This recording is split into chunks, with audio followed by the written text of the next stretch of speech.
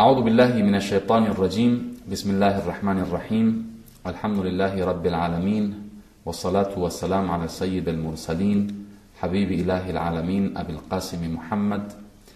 Assalamu alaikum jami'an wa rahmatullahi wa barakatuh.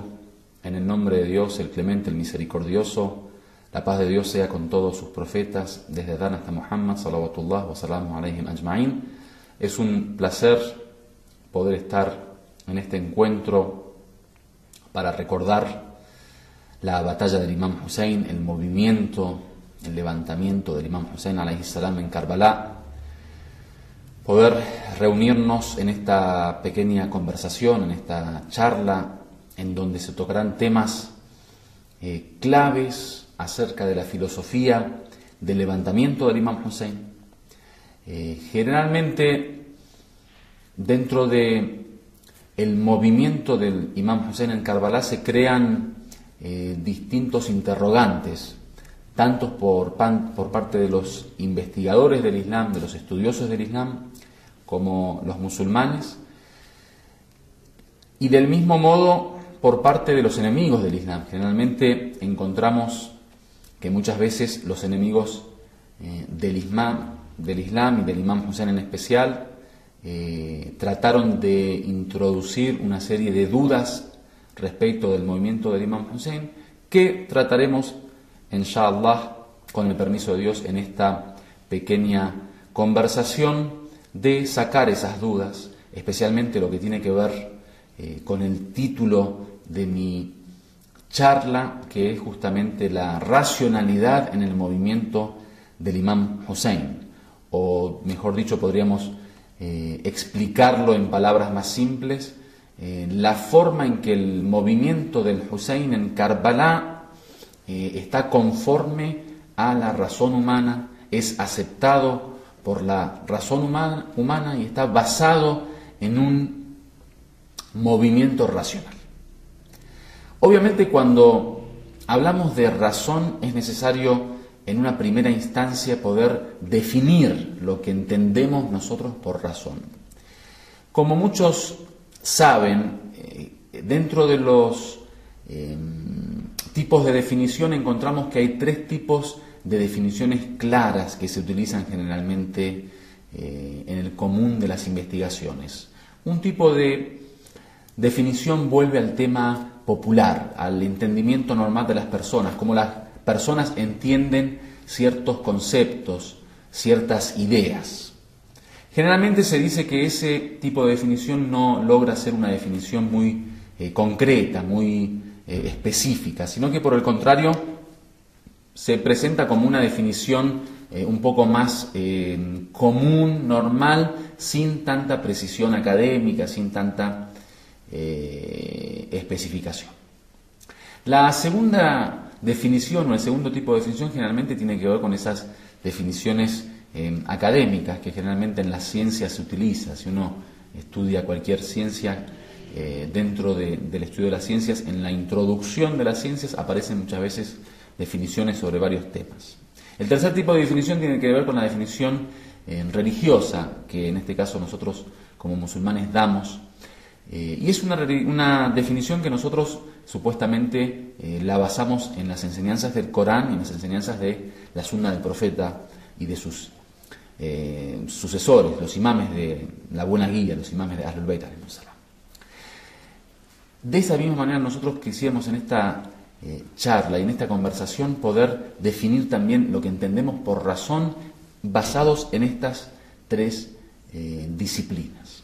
Si hablamos de la razón o el razonamiento humano, en este caso, popularmente hablando, lo que la gente entiende por razonamiento es justamente el pensar. Lo que la gente piensa, como uno piensa, esa capacidad que tiene el ser humano de pensar, que justamente cuando hablamos del hombre como un animal pensante es porque tiene la capacidad y es idóneo de pensamiento. Eso es lo que la gente generalmente entiende por razón.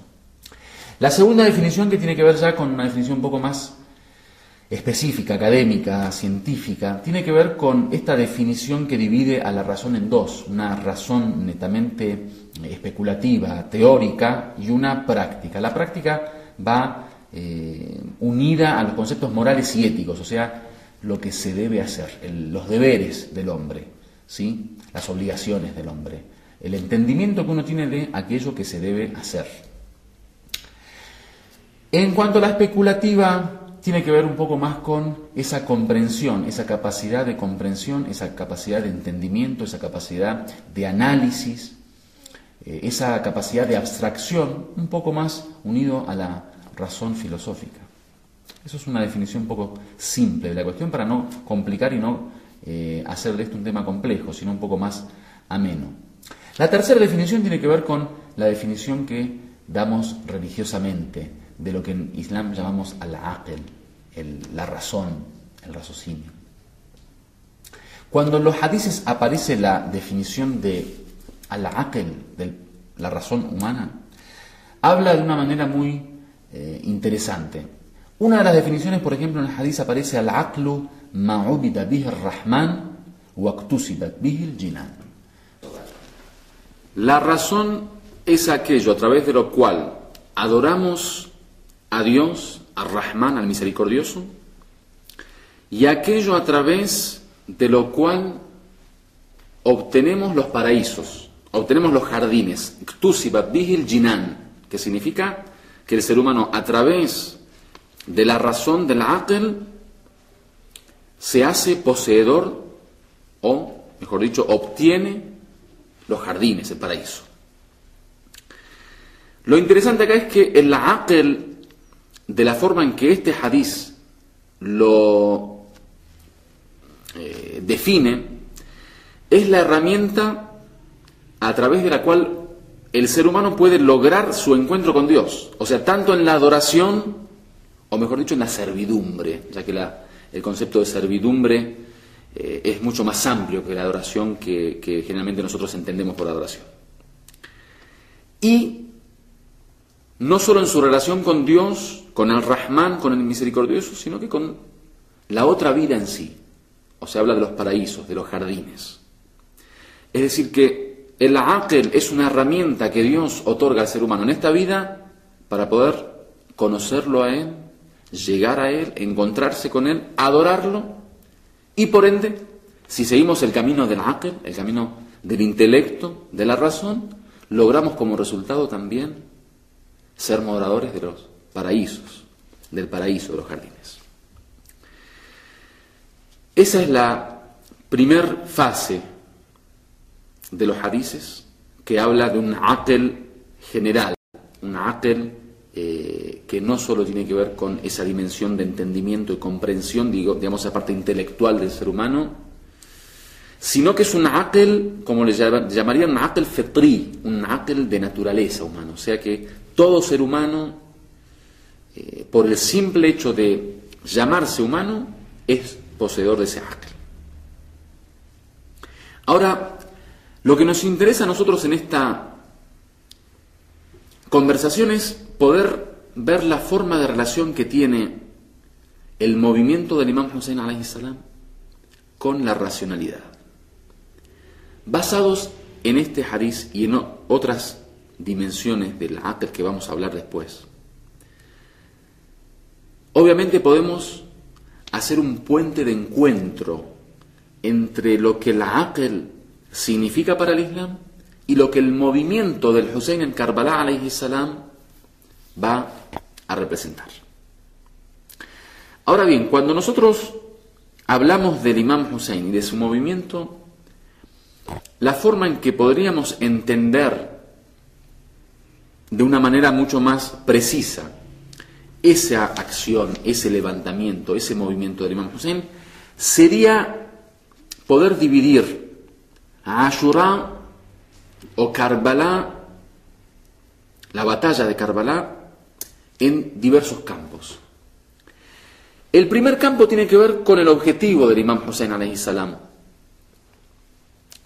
el objetivo de su levantamiento, el porqué de su levantamiento. ¿Qué lo mueve? ¿Cuál es el motor que mueve al Hussein alayhi salam en el levantamiento en la batalla de Karbala? Lo segundo tiene que ver con la misma personalidad del Hussein, es decir, el rol que cumple la persona del Hussein en el movimiento de la batalla de Karbala. Y lo tercero es el mismo movimiento, la naturaleza de este levantamiento del Hussein. O sea, la forma en que este movimiento se desarrolla y el significado que va a tener para el Islam el levantamiento del Hussein alayhi salam. Lo cuarto y la última dimensión, o el último campo de estas divisiones que hicimos, tiene que ver con las consecuencias, los resultados y los efectos del movimiento del Hussein o de la batalla de Karbala el día de Ashura. De esta manera, estos 4 campos nosotros vamos a intentar relacionarnos, cada uno con ese aql, con esa razón o con la racionalidad. Entonces, hablaremos del objetivo de Ashura y la racionalidad. La personalidad del Imam Hussein o la persona del Imam Hussein y la racionalidad. El movimiento del Imam Hussein y la racionalidad. Las consecuencias, efectos y resultados del movimiento del Imam Hussein y la racionalidad. Estos son los 4 temas que queremos desarrollar con el permiso de Dios. La primera relación es la relación que dijimos que haríamos entre racionalidad y objetivo del levantamiento del Imam Hussein. Cuando estudiamos las palabras del Imam Hussein en cuanto a su levantamiento, él dice en uno de sus discursos que yo me levanto con el objetivo de cumplir con el amru bil ma'ruf, es decir, con el ordenar el bien. Wan nahyu anil munkar, y vedar el mal, prohibir el mal. En otra sección vemos que el imam dice que lo hago para poder darle vida, vivificar la sunna de mi abuelo, el profeta de Dios. Es decir, la tradición del profeta Muhammad sallallahu alaihi wasallam. Entonces, si el levantamiento de Karbala es para ordenar el bien y vedar el mal, que son 2 de las obligaciones de todo creyente, 2 de las ramas del Islam, tan obligatorias como el rezo, el ayuno y el hajj. Y para vivificar, por otro lado, la tradición del profeta Muhammad sallallahu alaihi wasallam. Entonces, esto tiene que ver con establecer 2 de las obligaciones fundamentales en la umma del profeta Muhammad, es decir, en su comunidad. Si hablamos de establecer 2 de esas obligaciones, o sea, de ejecutar, de llevar a cabo, de desarrollar 2 de las obligaciones que Dios hizo obligatorias para los musulmanes, entonces la unión que tiene este tema con la racionalidad tiene que ver justamente con aquello que habíamos dicho del aql, la razón, que es ma'ubida bihi rahman, aquello a través de lo cual adoramos al misericordioso, adoramos a Dios. Es decir, que el Hussein se levanta para que Dios sea adorado, porque dice que me levanto para ordenar el bien y prohibir el mal, es decir, para cumplir y obedecer con Dios en esas 2 de las obligaciones, 2 de las leyes, normas obligatorias del Islam. Y el aql es para adorar a Dios, es el elemento a través del cual adoramos a Dios. Entonces, el levantamiento del Hussein en sus objetivos se unen al aql y a la razón a través de la obediencia a Dios. En cuanto al segundo eje, o el segundo campo, esta segunda dimensión de Karbala, dijimos la persona del Imam Hussein alayhi salam. La relación que tiene el Imam Hussein con el aql es esta. En una narración del profeta, dice alayhi salam, con él sea la paz, que Dios tiene 2 tipos de hujja, de evidencias para el ser humano. Una externa y una interna, o una interior y una exterior. Hujjatun batina wa hujjatun zahira. Una evidencia interna, una evidencia externa. La externa es el profeta, es decir, que el Dios, con ese Azza wa Jal, alabado sea, envía al profeta, y ese profeta es una evidencia de Dios externa, porque está en el mundo de lo externo del ser humano. La interna, ¿cuál es? Al-aql, nuevamente la razón. Es decir, que el profeta sería como una razón externa y la razón sería como un profeta interno. Entonces Dios tiene para el ser humano dos evidencias, una externa y una interna. La interna es el aql, la razón, la externa es el profeta. Obviamente, el profeta con su muerte deja a sus sucesores y el imam Hussein alayhi salam es uno de los sucesores. Es decir, es uno de los guías de la humanidad que continuará con la guía profética. Es decir, continuará con el camino del profeta Muhammad sallallahu wa sallam. Entonces podemos decir que profeta y aql son como evidencias lo mismo ante Dios. Por lo tanto, como el sucesor del profeta sigue el camino del profeta, podríamos decir también que el imam y el aql son ante Dios la misma evidencia. Son la hujja de Dios, la evidencia de Dios. Entonces la relación entre la persona del Hussein y el aql está en esto de que los dos son una evidencia divina. En cuanto al movimiento, que es el tercer punto, la misma acción del imam Hussein en Karbala, es obvio que el imam Hussein alayhi salam, como masum, como imam infalible, cuando decide levantarse, lo hace por una orden divina. Es decir, que su movimiento no es un movimiento de ego, no es un movimiento de voluntad propia en el sentido de no interesarle lo que Dios decida. Él mismo dice, Ya Allah an yarani shahida, Dios quiso verme mártir. Entonces su voluntad es la ejecución de la voluntad de Dios y por ende es lo que el Islam desea. Es decir, está obedeciendo en realidad una orden de Dios. Por otro lado tenemos un dicho famoso entre los sabios islámicos, musulmanes, que dice, Kullama hakama bihi shara' hakama bihi al-aql, wa kullama hakama bihi al-aql hakama bihi shara'. Todo aquello que ordena la religión o la sharia, las normas de Dios, lo ordena la razón, y todo aquello que ordena la razón ordena la religión.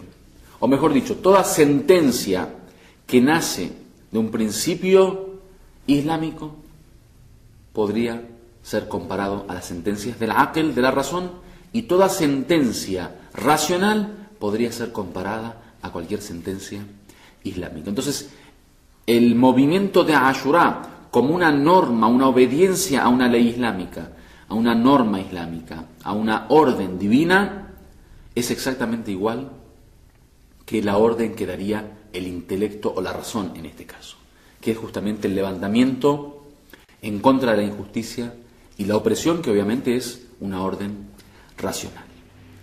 La cuarta dimensión, o el cuarto campo de Ashura, tiene que ver con la consecuencia, los efectos, los resultados del movimiento, que es justamente lo que dijimos anteriormente, es que la voluntad de Dios pueda desarrollarse. La frase famosa, Ya Allah an yarani shahida wa ya Allah an yarahunna sabaya, Dios quiso verlas a ellas, a las mujeres que acompañaron al Hussein en Karbala, prisioneras, y quiso verme a mí, al Hussein, dice el mismo imam, shahid, mártir, o qatil, muerto en el camino de Dios, asesinado en el camino de Dios. O sea, el eje principal es que la voluntad de Dios se cumpla. Como resultado, si el aql, islámicamente hablando, decide que la voluntad del siervo sea la ejecución de la voluntad de Dios, y Ashura logra que la voluntad de Dios sea desarrollada, sea llevada a cabo, entonces entre la consecuencia de Ashura y el aql hay una conformidad absoluta.